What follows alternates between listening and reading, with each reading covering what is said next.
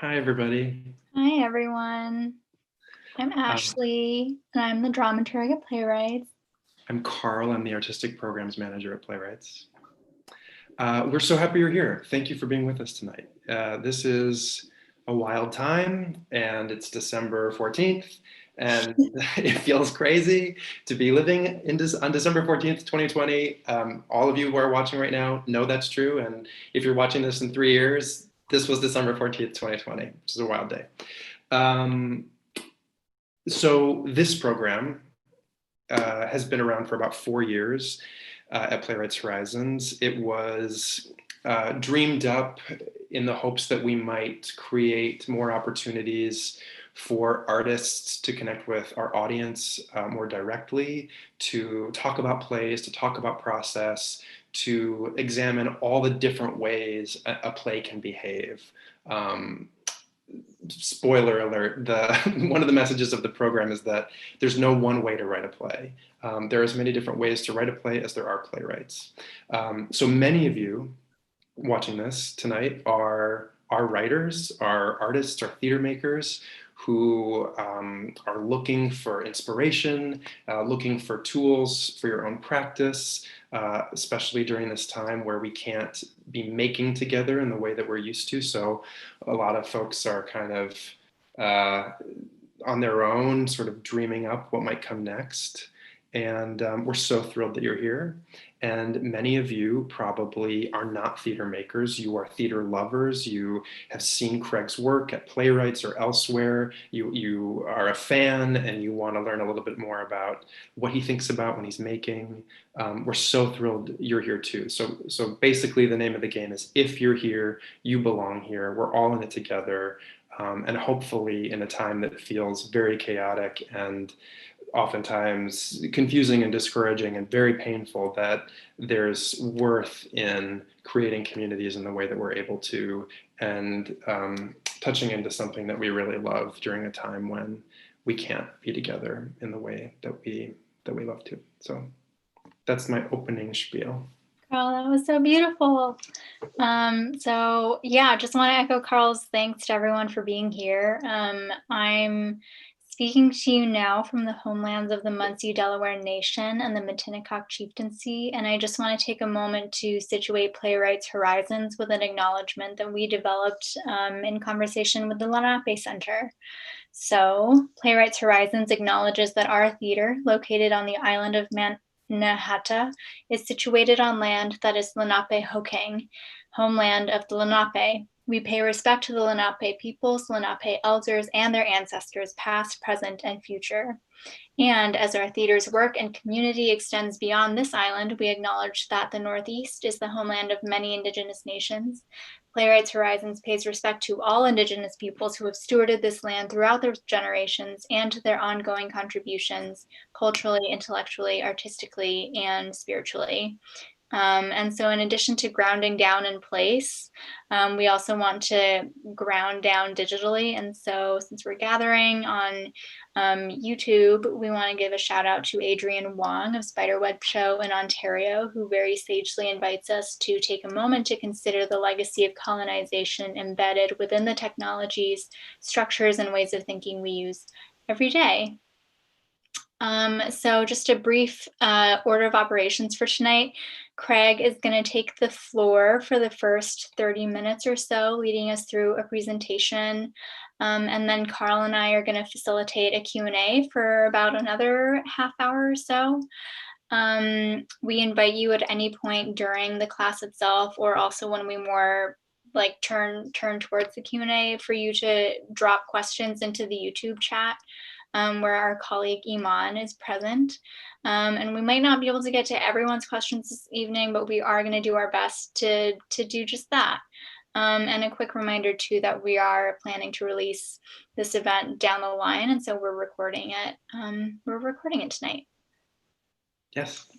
Also just want to thank Denise, who's with us tonight doing some live captioning. So that option should appear on YouTube momentarily. And if you've come to these classes before, usually Ashley and I disappear at this point and then come back for the Q&A. Tonight, we're going to stick around and sort of just like be in the space with Craig so he's not all by his lonesome. So you might not see us, or we might chime in and help at certain points. So just wanted to say that too. But I think that's it for us. We're so thrilled and excited to welcome Craig for his class. Hi, Craig. Hi, everyone. Hi, Ashley. Hi, Carl. Hi, thank you. I'm Craig. I'm your substitute teacher. I thought it would be useful, because I find it useful, to go over basics.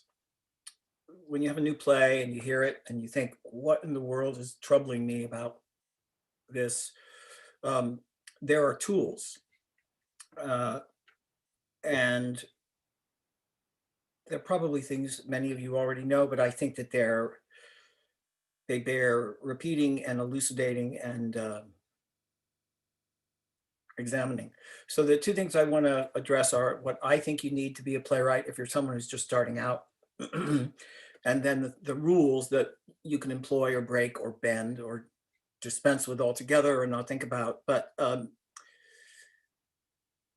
you can write a great play without understanding the concepts that I'm trying to name, but I don't believe it will hurt you to grasp them.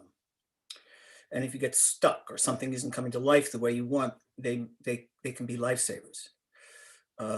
Anything I say that isn't helpful, please, if it doesn't liberate you into some new idea or form or path forward, you should disregard it. They say in Alcoholics Anonymous, take what you need and leave the rest. If you would, on a piece of paper, if you have a piece of paper next to you, write down just a play that you love, a favorite play. And then I would ask that you write further down the page a name of a work that is widely admired, that has a big fan base that you don't like.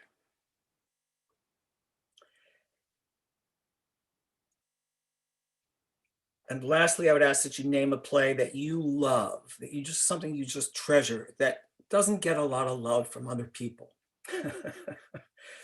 So those three things, just keep those to the side.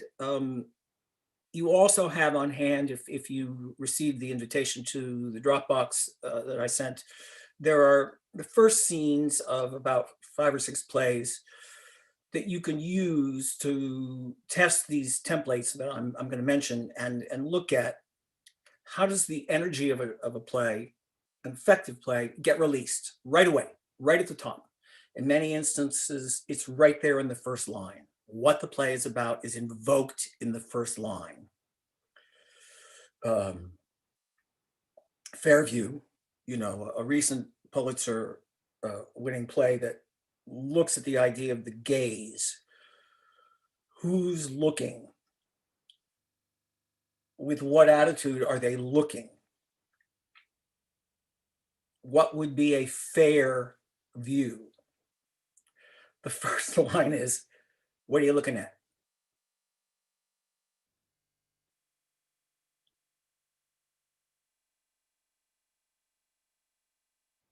Sweat, which is a play about what happens to people when their job is taken away from them.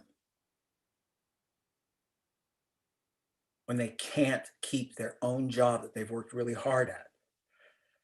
The first line of the play is, so you got a job. That's not for nothing. That's not like accidental. It jumps right into, what is it? A famous writer of musicals used to say, tell them what you're going to tell them, and then tell them what you told them. If I say anything during this half hour that you don't understand, you can write to me at craiglucas@mac.com and we can unpack it together. I promise to get back to you. The other thing in the Dropbox is a academic article from a woman at the University of Oslo. I can't really say her name. It's because it's a Norwegian name, so forgive me. But she talks about Hannah Arendt, who said that the condition to be a human being is plurality. You need others. You need different perspectives, different subjective experiences. She says the two basic modes in which plural human beings can be together as equals are speech and action. And that's what theater is. Lots of timeless plays put the plurality on the stage, and ideally they provide an audience that represents a plurality. In Shakespeare, there were three audiences. There were groundlings, these were laborers, they were standing and they were on the ground. And then right above them in seats were the merchant class. And then above them were the royalty, the aristocrats. So you had plays with laborers, merchants, and royalty in them, performed for laborers, merchants, and royalty. All three classes sat in the audience watching those same three classes battling it out on stage. Arendt also says the faculty of political judgment equals the ability to see the same object from multiple perspectives. That's playwriting. You can write a great scene if you can inhabit two diametrically opposed opinions, feelings, subjective needs about the very same thing. Iago wants only bad things to happen to Othello. Othello wants only good things to happen for Othello. That's a whole play. You could say that Iago is defined by his hatred of Othello. You could say he is a racist.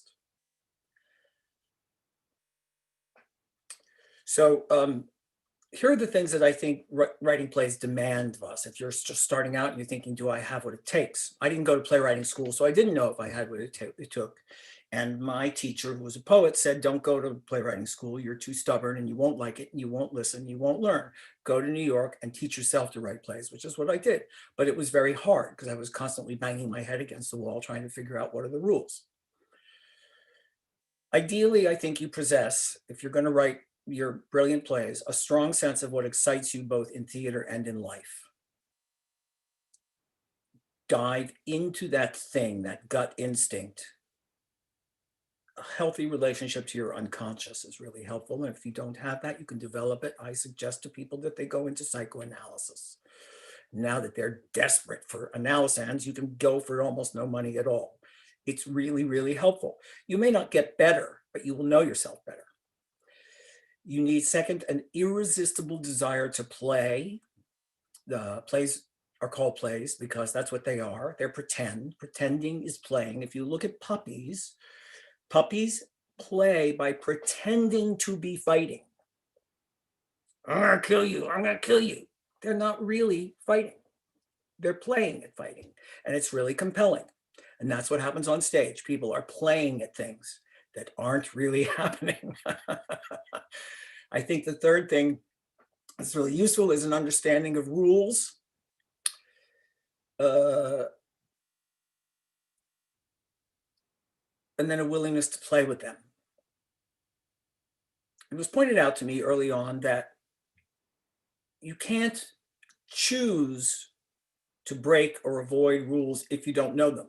So if you say you're an abstract painter, but you don't know anything about perspective or anatomy, you're not choosing to be an abstract painter. That's all you can do. You can't choose to do a likeness or to create any kind of realism because you don't know how to do it. You don't have those skills. The kind of rebellious desire to subvert rules, I think, is equally important. The minute someone tells me, you got to have an inciting event, you got to have a conflict, I think, oh yeah, I'll show you. Some of the plays that I put in the Dropbox, you know, the protagonists are everyone on stage. The antagonists, the people who are really opposing them, don't appear. In Sweat, it's the people who own the factory and the union busters and the capital. They don't come on stage. But we know they're there. And the play is about what happens. You take people's jobs away. This is what happens. The fifth thing I think that's really useful for writing plays is genuine trouble inside. I often think that trauma is the thing that kicks real talent into gear. I know this isn't politically correct. I'm not suggesting that you need to be neurotic or unhealthy to be a good artist. I think you're as healthy as you can be. It's great, but still, there have to be things that deeply trouble you, that you're uncertain about, that you want to investigate. Not knowing the end is really helpful. It keeps you going. I've known a number of brilliant artists who didn't have careers. They simply weren't driven enough to pursue. The sixth thing is the toughest to talk about, and it's the ability to withstand being exposed and to stand alone. If you're going to write plays and they're going to get produced, you have to be required to live with the fact that there will be no secrets about you. We don't need to know anything about Shakespeare to know that avenging the injustices against his father were eating at him, were driving him crazy.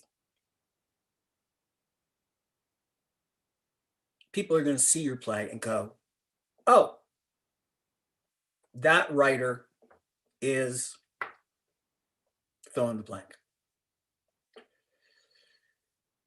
I tend to think that the thing that we absolutely don't want people to know about us, the thing that we would be horrified, sick to our stomach if anyone saw it about us, is the first thing they see.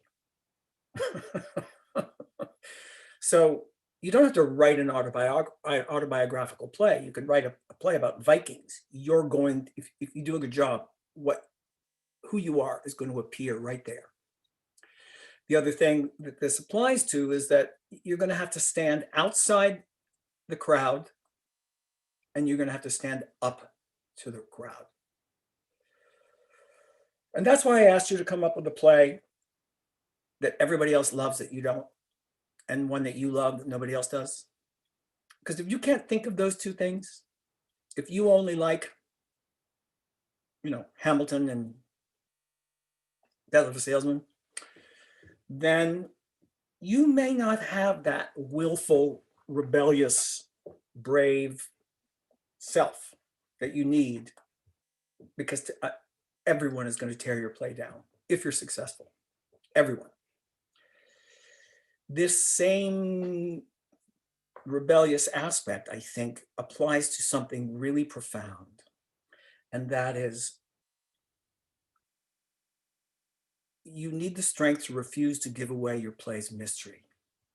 The secret, the overriding question that is at the heart of your play belongs to the audience. Only they can answer it.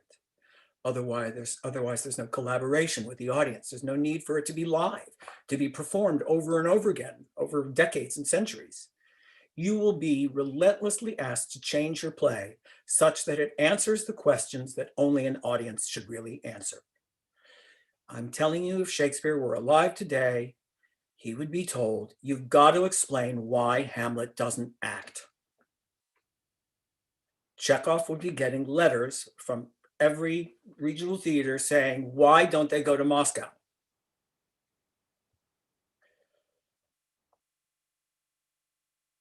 Those core questions are secrets that you are sharing with the audience so they can participate. You ask 500 people why Hamlet doesn't act on being charged to avenge his father's death, and you'll get 500 different answers. That's as it should be. Only bad television tells you why people do everything they do. People, as Maria Irene Fornes used to say, people can't be explained. Stop trying to explain people. Show them, dramatize them. Plays are only as good as the behavior of the characters. It has to be arresting, compelling, worthy of our attention.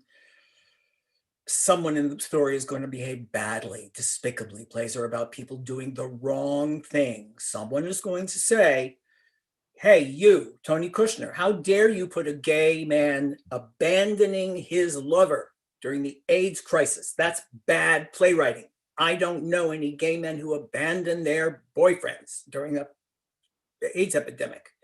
Guess what? A play is not a template for ideal behavior. They're not bromidic. They show people doing the wrong thing. That's what makes them exciting. Richard III is a bad person. It's not, that play is not a recipe for anything except, I suppose, being a successful Republican. The seventh thing I think you need is an understanding that it never matters what your characters say. The only thing that matters is what they intend to do with the words they're using. Hold on to that. I'm using these words to elicit this response. And then the next response is where we're looking. What's that person going to do in response to that? The more surprising that next thing can be, the better. And the last thing that I think is really helpful, if you're just starting out, is the capacity to hold conflicting ideas in your mind and heart. And theater is people in conflict, enacting their conflicting desires, as Hannah Arendt suggests. So there are my, those are my 2 cents, goddammit, about what you need to be a good playwright. And I think it's borne out by the originality and the surprising commonality of the plays that we love. You can take the 3 plays you put on that piece of paper and begin to look at these things. Here are the tools that I think are just so helpful when I look at a run through of something and I go, why am I not engaged? I ask, who's driving it? Who wants what and how much do they want it? That's the protagonist. There are plays like Circle Mirror Transformation where everybody on stage is the protagonist, or like Sweat, like we talked about, or Dance Nation, which are all ensemble protagonists. That's very exciting. What kicks everything into gear doesn't have to be the protagonist. You know, Hamlet is not about his father's ghost. It's not called Hamlet's dad's ghost, but Hamlet's dad's ghost is the one who says, "You avenge my death." So he kicks it into gear. He lights the match and throws it into the pile of gasoline-soaked rags, and that's what sets everything moving.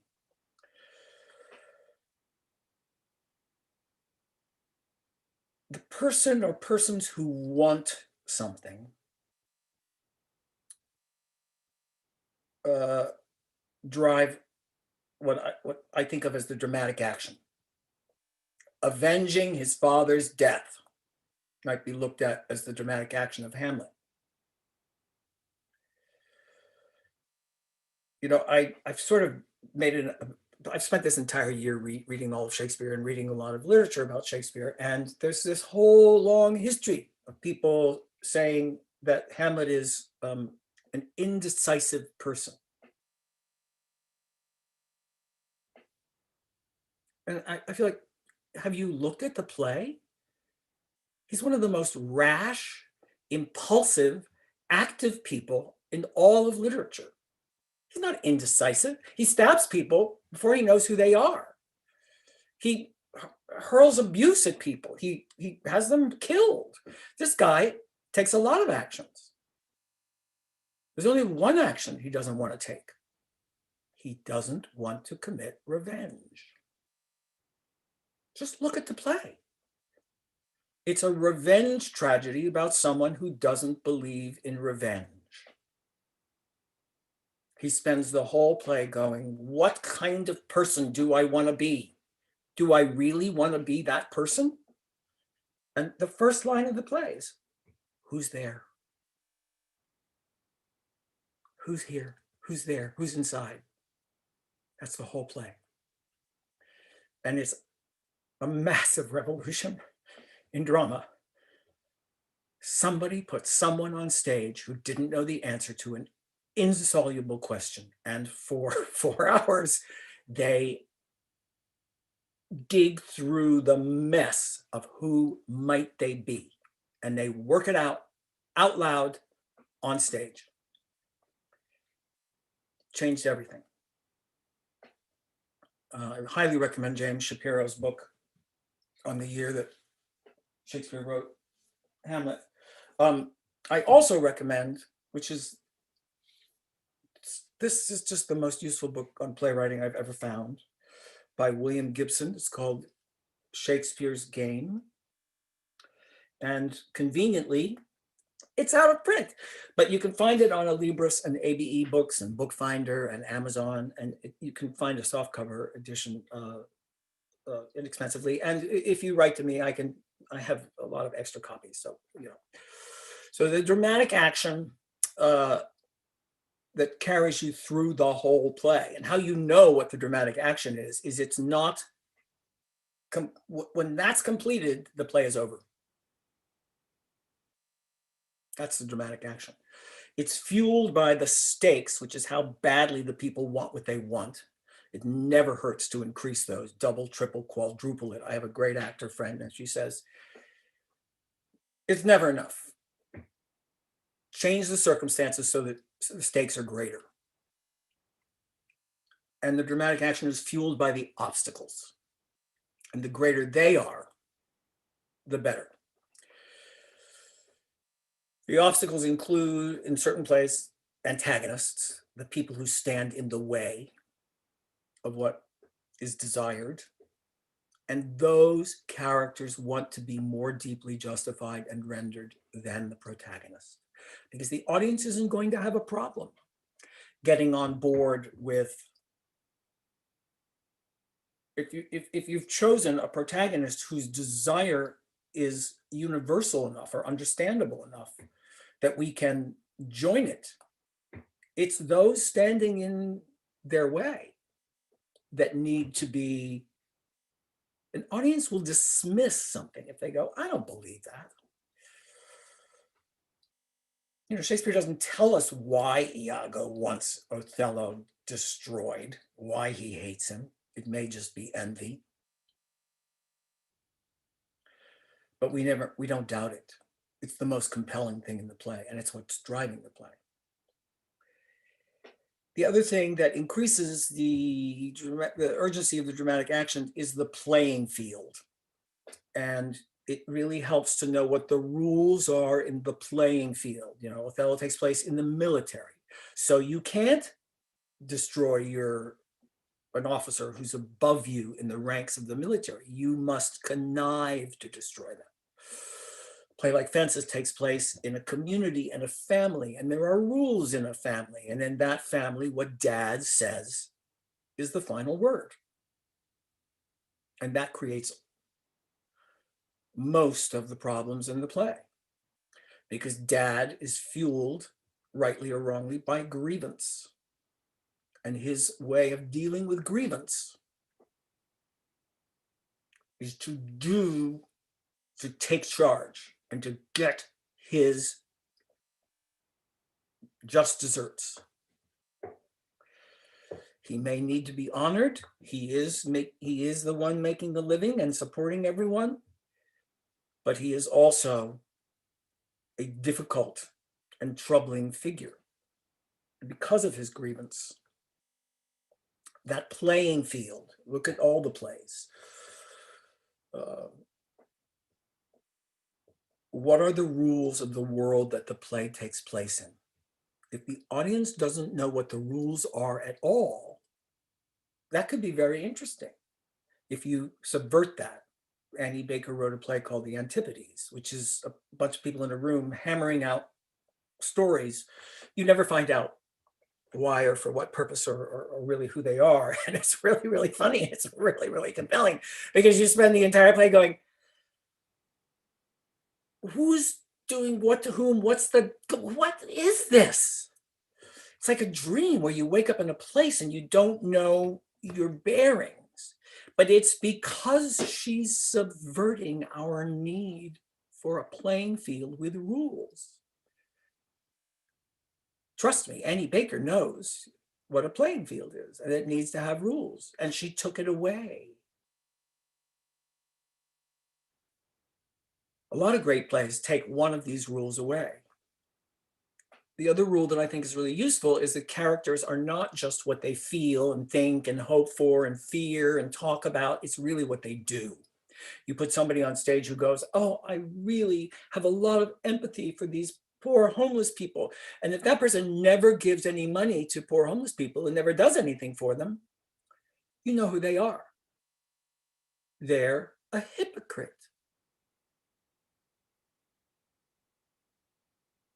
Aspirations do not make a character.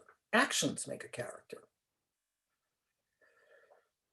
So protagonists with obstacles on a playing field creates conflict. And whether that conflict is inside a person, like Hamlet, or outside a person, like Hamlet, that results in forward action, which means change. Generally means change. Now you take a play like Waiting for Godot, I think Beckett went, you know, things don't really change. They don't get any better. We're waiting around, nothing ever happens. The only thing that changes in the play is someone comes by and a couple of people come by and they're different the 2 times they come by. But it's a play about wanting change that never comes. Never comes, never comes. And that drives a lot of people crazy. I took my father to see the play, and at the intermission, he said, I'll see you at the bar. I'll be across the street after. And I said, don't you want to see the rest of it? And he said, they're not coming. They're not coming, Greg. I'm going to the bar. Okay. The last thing I want to say is that these rules and all those things that I said, it's helpful to have as a playwright. And maybe there are wonderful playwrights who don't have any of those things. I've been humbled enough in life to recognize that a lot of the things I think have been wrong, or other people don't agree with me. But the reason to subject yourself to this battlefield and to try to master these elements is something that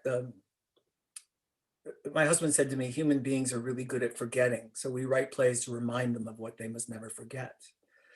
And Arthur Miller, similarly, I think in the same vein, said, writers speak the unspeakable, and the closer you get to it, the more real it is, which is part of making life possible for those who come after. So Shakespeare's dead. And 416 years have gone by since Hamlet was written, but we can't stop looking at it because we are charged to do things by our ancestors, our parents, by others, and not wanting to do something that violates your sense of right and wrong is a form of suffering that other human beings have endured and that we must still endure. If Trump gets his way and there's violence in the street, do we join that fight? Or do we believe that violence is never justifiable? Plays for me are about what are you willing to die for? Because we don't get out of it alive. We go to the theater and we go, oh my God, there, but for the grace of God go I. Would I be able to do that? Would I stand up in those circumstances? Or would I do what Willy Loman does and end my life because it's too painful?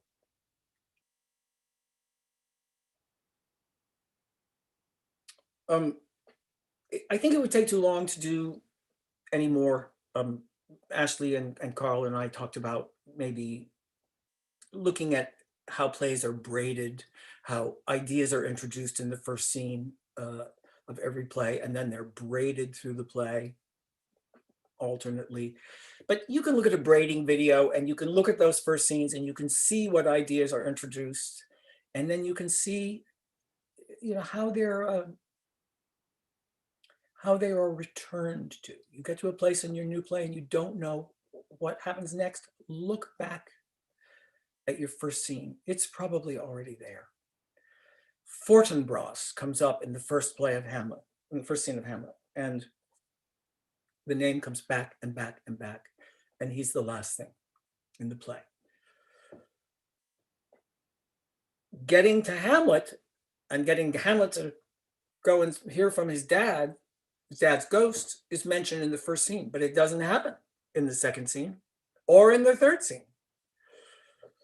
It's braided back in, and then he returns to that again and again and again. Must I do what my father's ghost told me to do?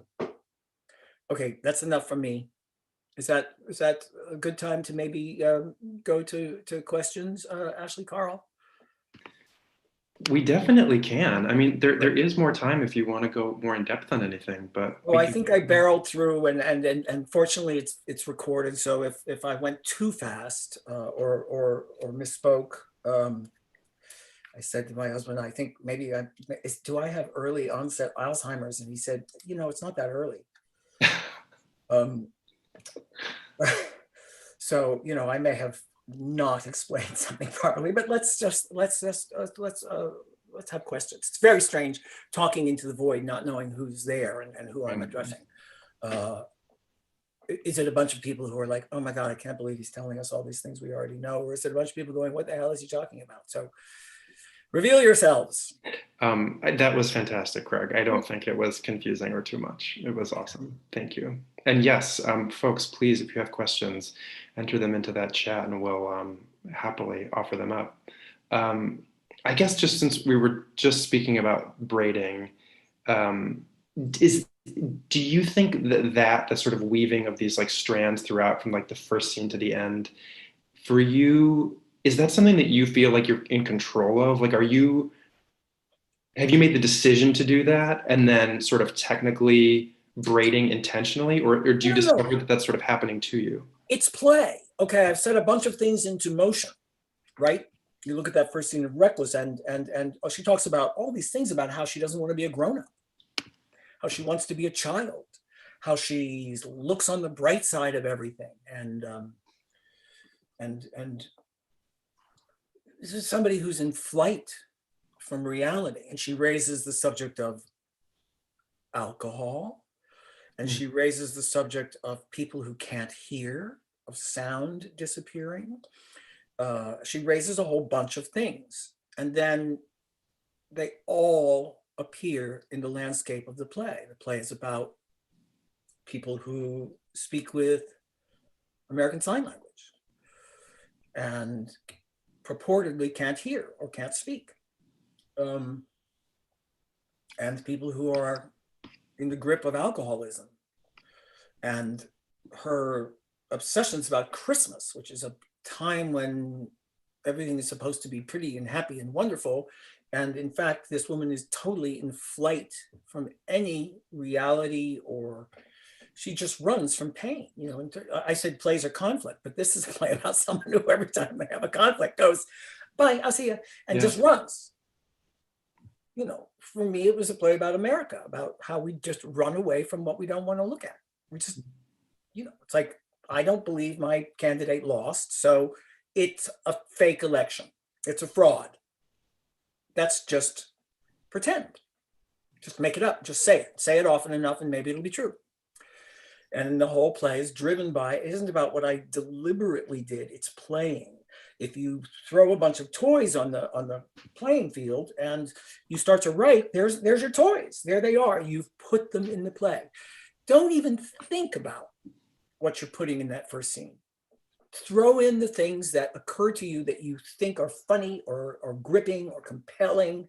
The first scene of Fences is about somebody who was denied his natural gift to play professional baseball and had to take a job doing something that he didn't think was worthy of him, and didn't even get to be promoted to the top in that crummy job, and that grievance, and how he's gonna persevere and still make a living for everyone in his family. But those grievances come back in every scene.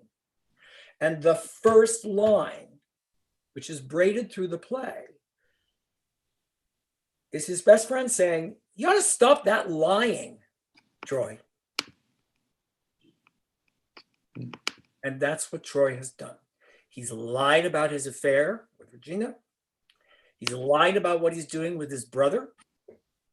He's lied about what he's really doing with his son, Corey. He says he's protecting him. He's a man who talks a lot, and a lot of it isn't true. And we all know some version of that dad who's telling everybody the way it's gonna be. And it isn't so nice, because he's cheating on his wife and he's having a baby with another woman, and he makes his wife, or he demands it, or he begs his wife to raise that baby. And he drives his son out of the home, and his other son loves him, but also really resents him. And honoring him when he dies is costly to all of them. And that's what's so moving. He's not a perfect person. He doesn't do the right thing. Mm-hmm. You want to know what the right thing is? Go to church.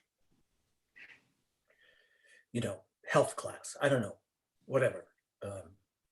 Dr. Phil. Thank you. Ben is wondering, what do you think turns a good play into a great play?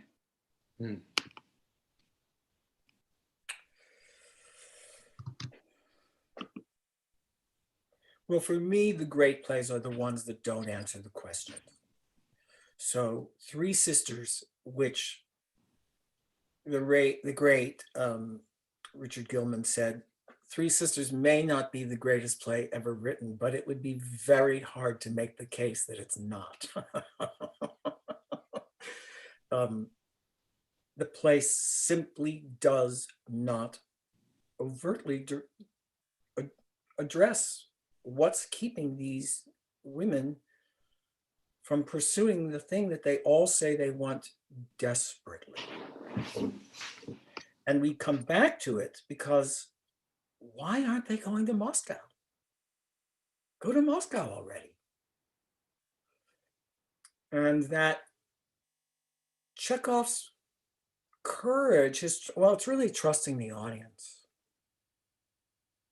It's trusting the audience. So yes, it helps that Troy is in some way like many of our fathers. It helps that Willy Loman is like many of our fathers. It helps that the thing that Keisha is struggling with in Fairview is something that many marginalized people feel. You know, I spent my whole childhood watching narratives in which gay people were either ridiculously ineffective and ludicrous, or sentimentalized to such a degree that they didn't have any dimension. They had to be suffering, you know, martyrs. And I've come up against that my whole life. You know, when I wrote The Dying Gaul, the gay person at the center of that narrative, who has suffered a great deal, does a terrible, inexcusable thing. And it outraged people. How can you show a young gay suffering man do something bad? Newsflash. People to whom evil is done do evil in return. That's Auden, that's not me. So I think the plays that persist, that last, require us to wrestle with something. All of the gay characters, all the characters in Millennium Approaches live in a world with grave injustice in it. But some of them, like Roy, do the wrong thing all the time for themselves. And some of them work to do the right thing. Why should that be so? Why do some people have a core of moral reckoning and others just do what they want to get what they want for themselves? They live in the same universe. I think those kinds of things are what make a play, we come back to it because it hasn't answered it. So we're left trying to answer it. I think it's hard, you know, I love A Doll's House, but I've seen it a bunch of times with great actors, and we know why she leaves. We know. It's made patently clear.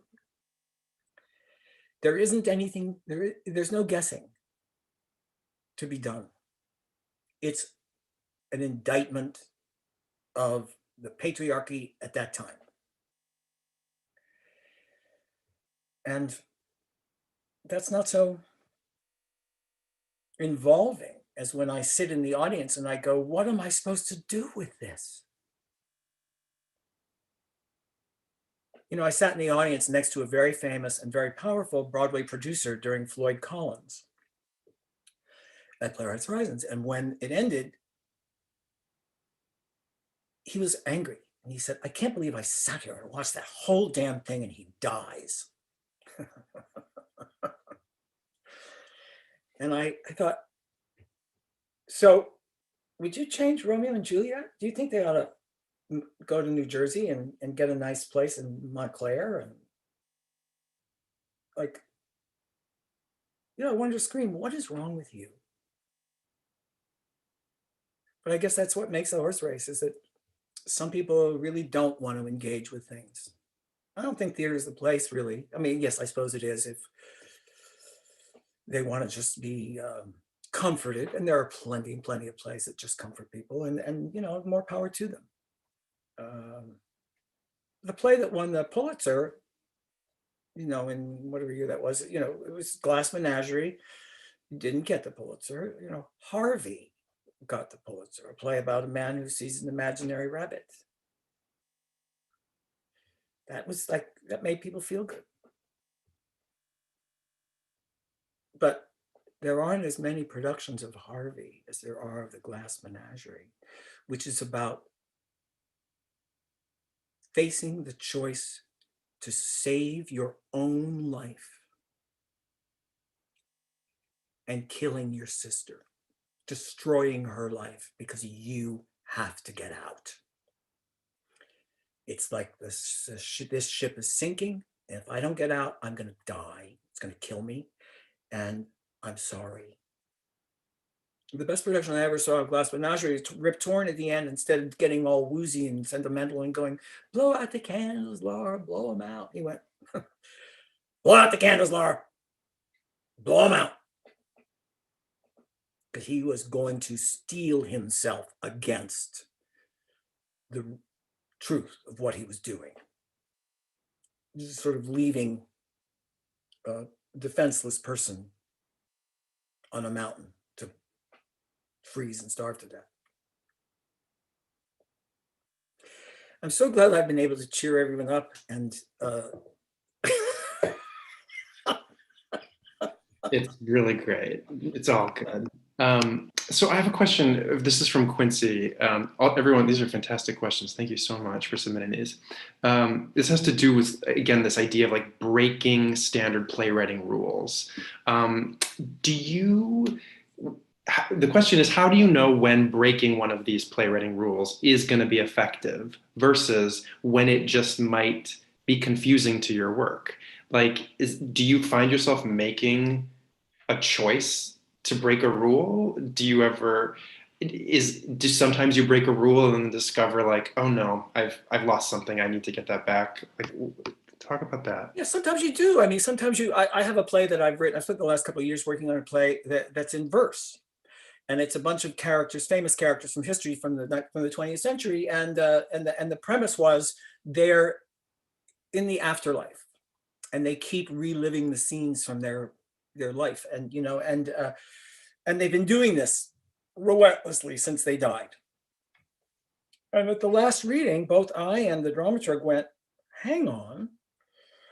Watching these 6 people reenact their lives, which they've been doing ever since they died, isn't as urgent as it would be if they'd never had an opportunity to reenact their lives until now. So rather than this thing they do, a ritual they do in front of audiences where they relive their lives, this is the first time an audience has ever showed up. And that realization, that change in the circumstances, you know, it's like, it's the Passover question. Why is this night different from any other? That's really helpful when you're writing a play.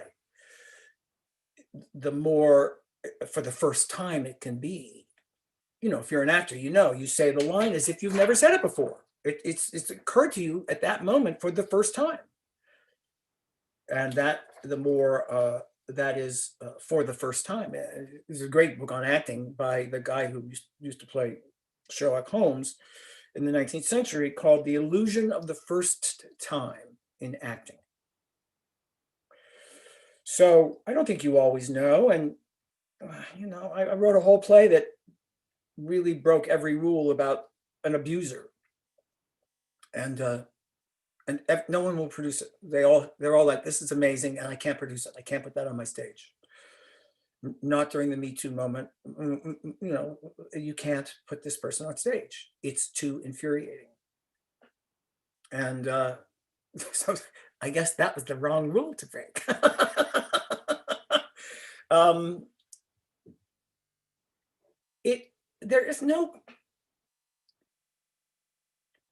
There's no hard and fast rule, because some audiences will love that you're subverting the rules. You know, I mean, the flick looked at behavior in a way, in a time frame where you had to really slow down your expectations from video games and TV drama to watch, to let it be revealed. Was that the right thing to do? Well, she won the Pulitzer Prize. But like many great, important plays, a lot of people were mad. I was at a couple previews of How I Learned to Drive because I have a friend in the cast, and whole rows of people were getting up and walking out. They were mad. And of course, they opened and got rave reviews, and suddenly no one was walking out. And that's the difference between people who can put down a play that they love that no one else does, or one that everyone loves that they don't, and an audience that only wants to see things that everybody else likes. It's the way of the world.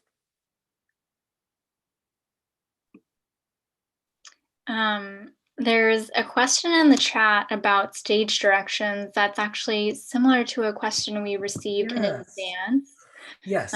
Which is, how do you decide on how much stage direction is in the script versus letting the dialogue direct the actors?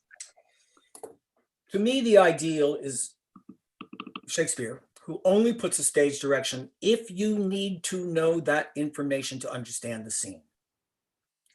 Who's there? Nay, answer me, stand and unfold yourself, only makes sense if Francisco is at his post and Bernardo enters there. If they've been sitting there for a while, you know, filing their nails, and one goes, who's there? It's a different moment. Obviously, this is contraindicated by Bernard Shaw, who puts thousands and thousands of words down that may or may not elucidate the dramatic action. I love to read. I loved in Act 2 of Fairview that she doesn't even tell you they're doing the same thing over again. She just says, enter mom, you know, enter the brother, the husband. I kind of like to read dialogue and feel and glean the intentions from the context, because I'm participating. And one of the reasons I have not enjoyed the work of a certain very celebrated international director who puts the subtext on the surface all the time, is that he's doing my job for me. Oh, so you're going to tell me what that person is really feeling rather than letting me actually invest in the scene and figure it out and find it and feel it with them? Why am I here? I just don't understand it.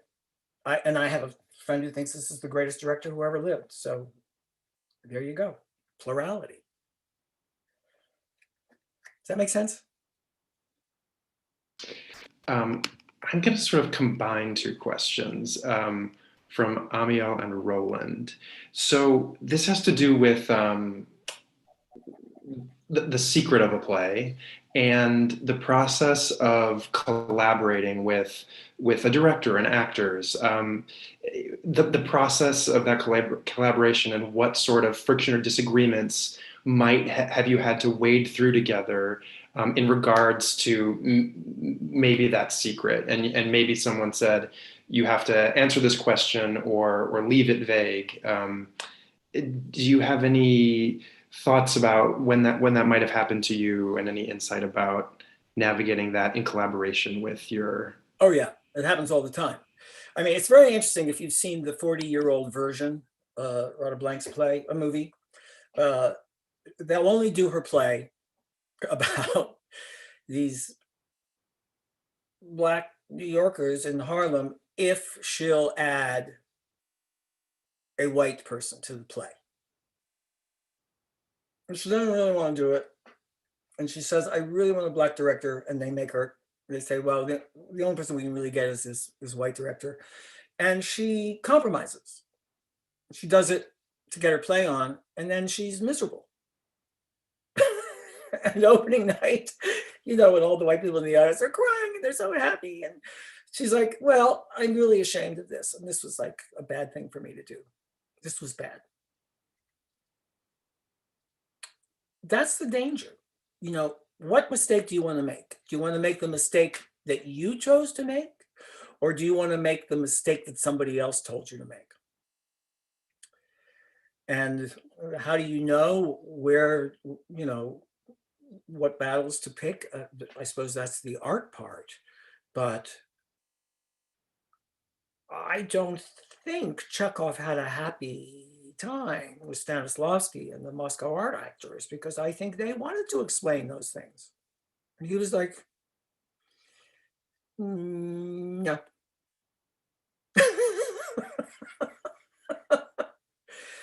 I have a friend, a playwright friend, who, when people start going like, do this, do that, she goes, maybe. I made a movie with Peter Sarsgaard, and he said his thing, what he would do, I don't know if he's this way anymore, but he would do when he gets a note that he doesn't like, is he goes, I think I understand what you mean. This is his way of saying, over my dead body. It's tricky. It is really tricky, because you want to work with a director at your side who has a different point of view from yours, but one that's close enough to yours that it causes depth and not just chaos and makes a hash of what you're writing. And I really think it's okay to say, I don't know why I don't want to do that, but I don't. And it certainly works if you say, I want the audience to grapple with that question, and I don't want to give it to them. I don't want to tell them. Let them. That's the gift I'm giving them. I don't think we go to plays to be told.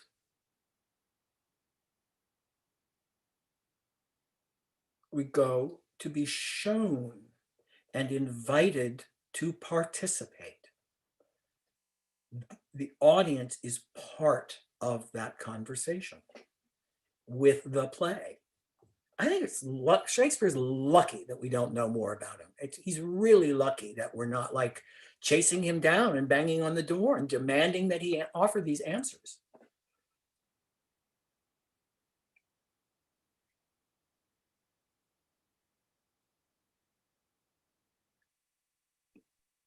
Have I not answered the question? I wonder if I'm like, No, I think you did. I was wondering if you were going to say more, but and I didn't want to. I never know. I never know. Just jump in. I just. Well, we've got a question about speech from Matthew, who's wondering, what do you think drives the way people speak in a play? Beckett could have written Waiting for Godot in verse or in the speaking style of Chicago cab drivers. How does a playwright make this choice? Well, Beckett was very worried about his ability to be eloquent and poetic, and he'd written some novels that have a very kind of they have an erudition to them. So he wrote Godot in French, which is not his first language, because he wanted to be hobbled. He wanted to have a limitation.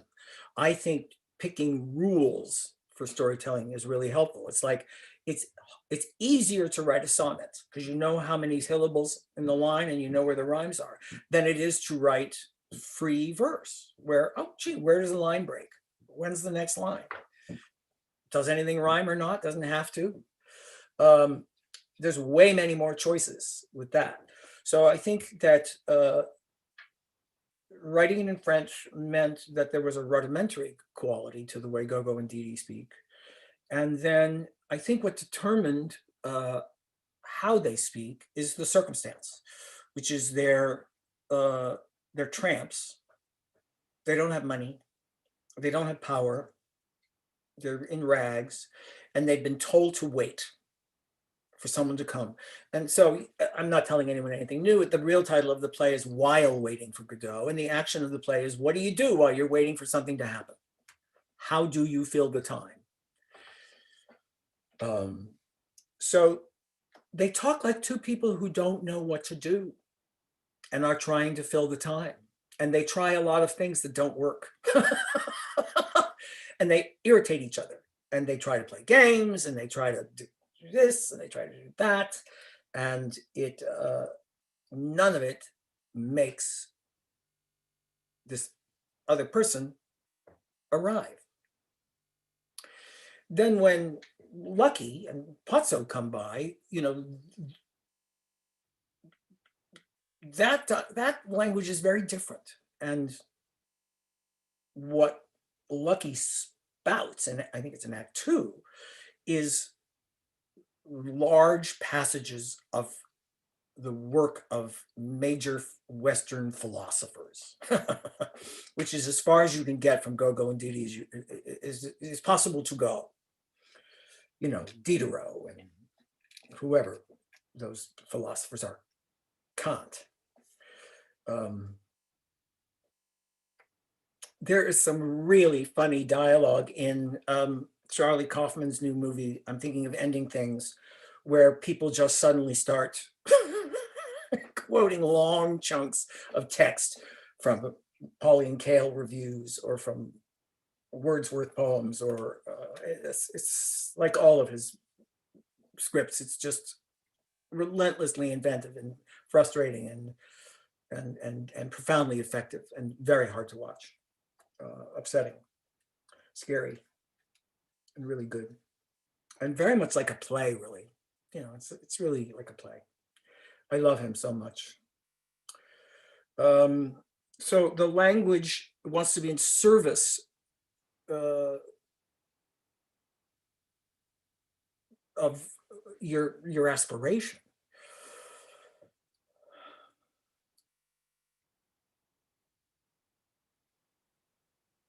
Rachel in Reckless talks a little bit like a child because she doesn't want to be a grown-up. She does not want to feel the painful things that being a grown-up entails, and she wants to be a kid again. And that's the opening of the play. I think we just have kids so we can tell them about Santa Claus and have an excuse to believe it all ourselves again. And curtain.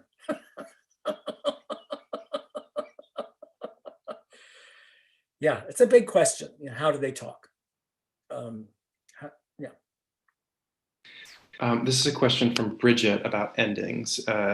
She says, endings are challenging. Could you please speak a little bit more about that?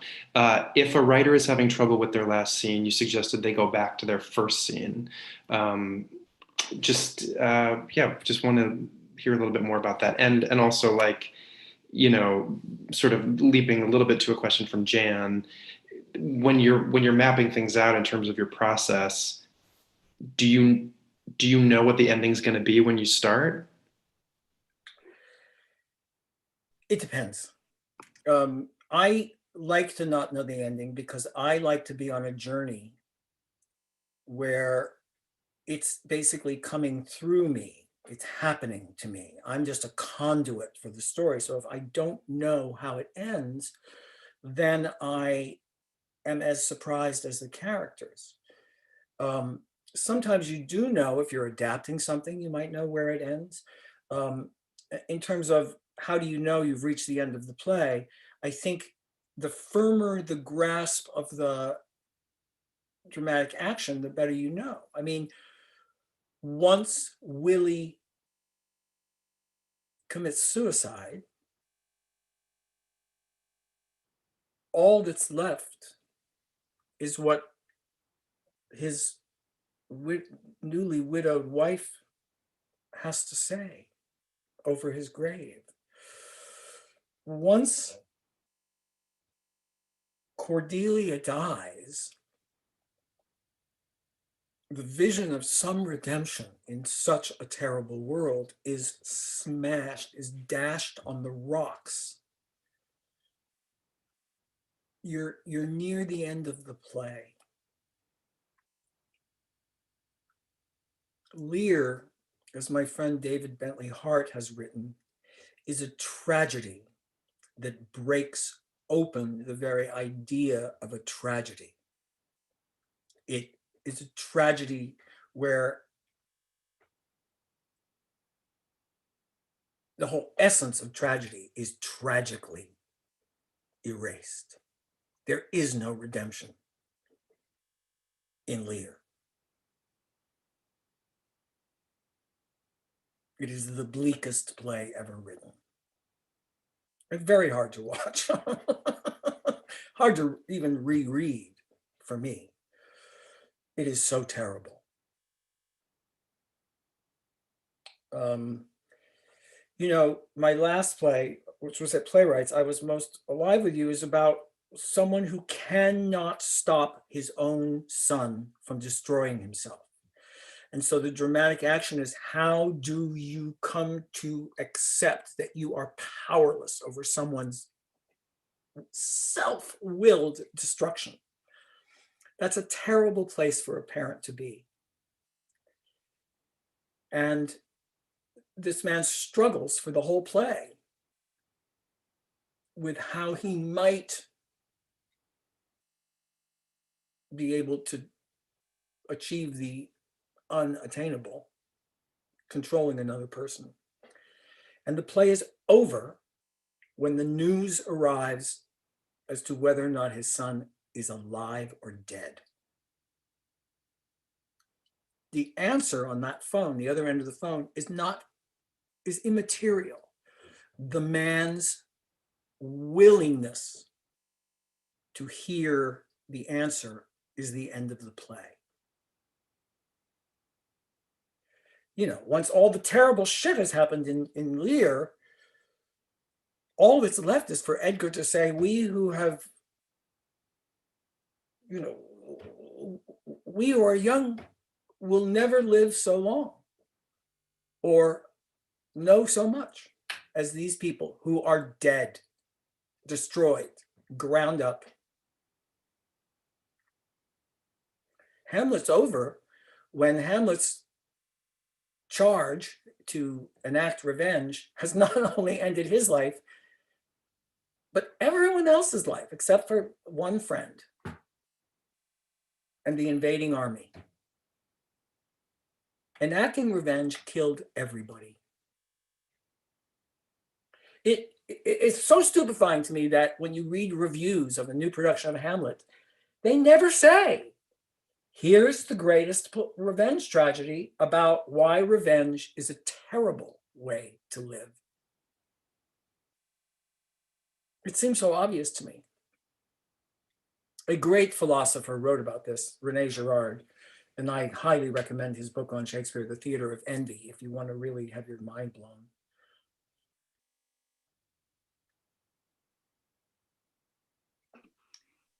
We have time just for one more question, which is Celia is wondering if you could just talk about why you're doing this deep dive into Shakespeare right now and what you're learning, because you've shared so much, I feel, of what you're learning about Shakespeare.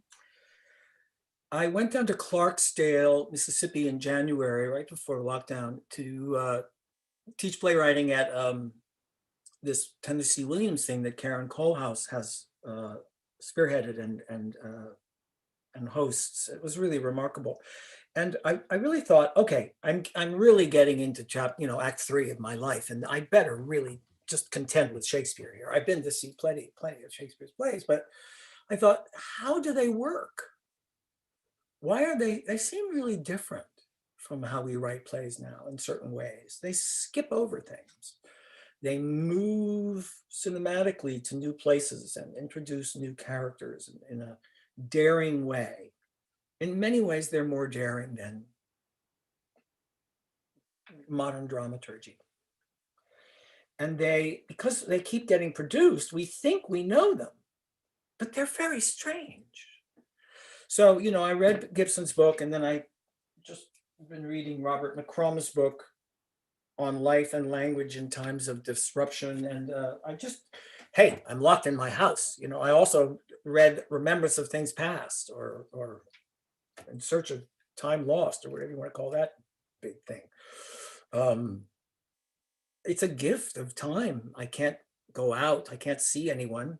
I'm the target age, and I have asthma. So, if I go to the store, I probably will be an obituary in next week's paper, if they even know who I am anymore. So it seemed like maybe the daring that Shakespeare employs in his storytelling, which is not to say all the plays are perfect. They're not. They're very, very flawed. And they're alive in their messiness, I thought I ought to know more. And I do like teaching. I stupidly turned down a job to run a playwriting department at a famous university, and I wish I hadn't done it, because there's something, I'm fed by what other people are struggling to do. It helped me to reread Fences, which I saw, in the original production. So, and I was young and naive enough to think, oh, this seems very old-fashioned. It seems stylistically, it seemed very familiar, though it was obviously an extraordinary project to put these lives and this language in a play on stage, particularly on Broadway, and to make a life of and acting these 20th century lives of Black Americans.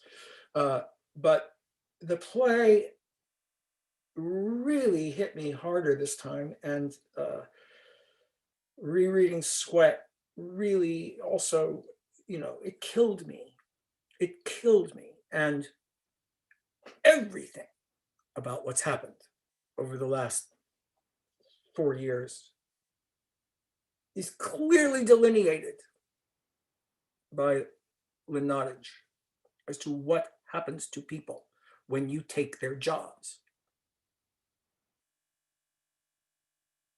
You do what Clinton did, and you enact NAFTA, and you send all the work overseas, and you let people fire people and take their pensions and give them nothing and treat them like objects. You're going to have hell to pay. And we're paying it big time. And still, the worst thing you could be is a socialist. God forbid you should talk about anything equitable. Get out of our country, you terrible person. How stupid do we have to be? How much destruction do we have to live through before we start to act like grown-ups? Sorry, that's not about playwriting.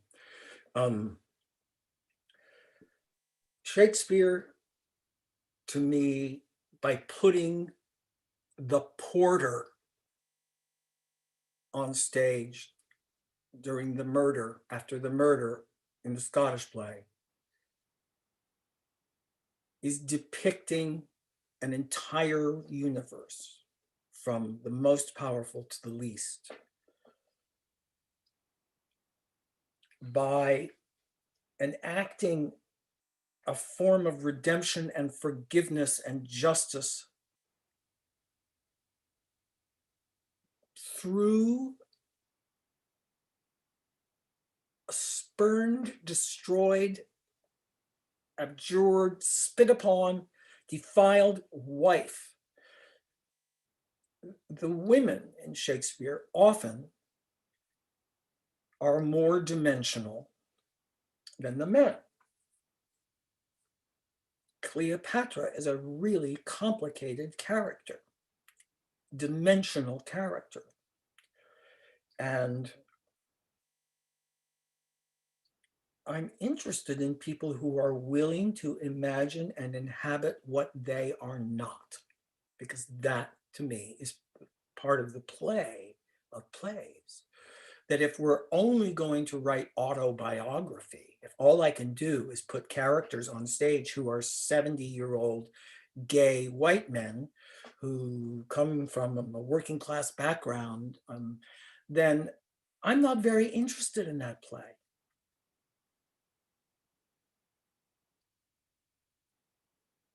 I'm interested in how Annie Baker depicts men. I'm interested in how Brandon Jenkins Jacobs depicts white characters. There's hardly a better play than Appropriate, from the last decade. You'd be hard pressed to find something more astonishing and well executed and true and awe-inspiring. So Shakespeare's a good place to look for that, as is Sophocles. We've seen a lot of American plays that use Chekhov as their fuel. His revolution in drama, the way he changed and played with rules, we've seen a lot of those plays.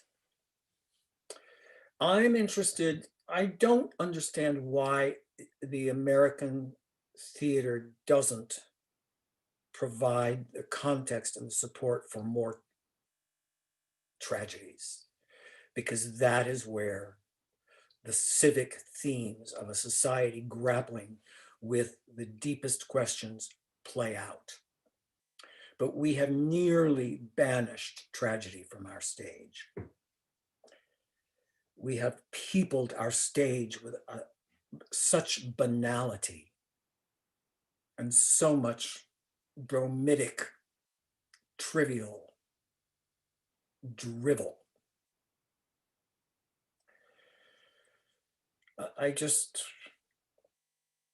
I want to see that thing that grips me in a vice and will not let me go.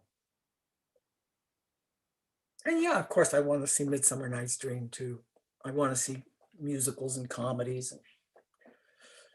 Musicals are like the hardest thing to write, so I'm interested in those just because the challenges are so great. It's much harder to write a musical than a play or a screenplay. Much, much, much, much, much, much, much, much harder.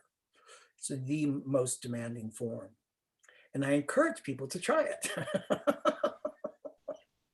Thank you so much. Yeah, thank you. My pleasure. Yeah. Carl, Ashley, Iman, you're wonderful. I love you. Thank you for asking me. I'm very honored, and I hope some of this was useful.